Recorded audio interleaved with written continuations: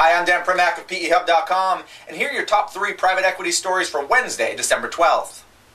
Leading us off are UK reports that Cerberus has dropped out of the auction process for Northern Rock, the troubled UK bank.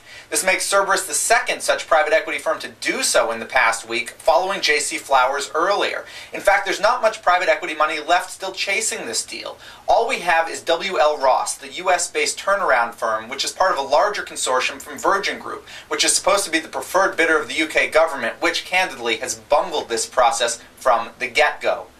Story number 2 today is a Dow Jones report that Goldman Sachs might have done something very clever in its pursuit of Myers Industries, which makes polymer products for a variety of different industries, be it automotive, etc. What Goldman did, it was supposed to close this buyout back in April, but instead of doing so, it paid Myers $35 million in a reverse breakup fee and said, you know what, go out and find other proposals, with the caveat that we, Goldman Sachs, ultimately, if we decide to pull out of this, even without an adverse material change, we can just bail and not have to pay you any more money. Now, Myers doesn't seem to have found a new bidder yet, and Goldman seems to have just wanted the extra time to watch what happens with the general markets. But it was an interesting strategy. Pay a little now instead of a lot later, and I wouldn't be surprised if other private equity firms don't try the same thing.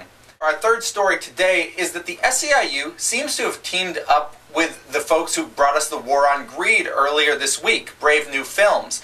Now, the two groups were apparently and officially separate when this War on Greed was being filmed, or so director Robert Greenwald told me. But SEIU this week plans to do multiple screenings of the War on Greed down in Washington, D.C. as part of its continuing effort to get the tax treatment of carried interest changed, even though it seems that that's a ship that sailed for the year 2007.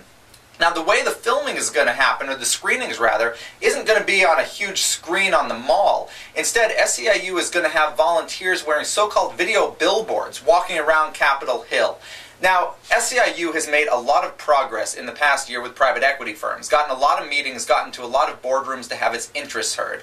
My particular advice to SEIU would be to drop this now. All the progress you've made could be stunted if you team up with the War on Greed folks who, while maybe well-intentioned, so far have not demonstrated an adequate knowledge of private equity. For SEIU, this seems to be a step backwards instead of a step forwards.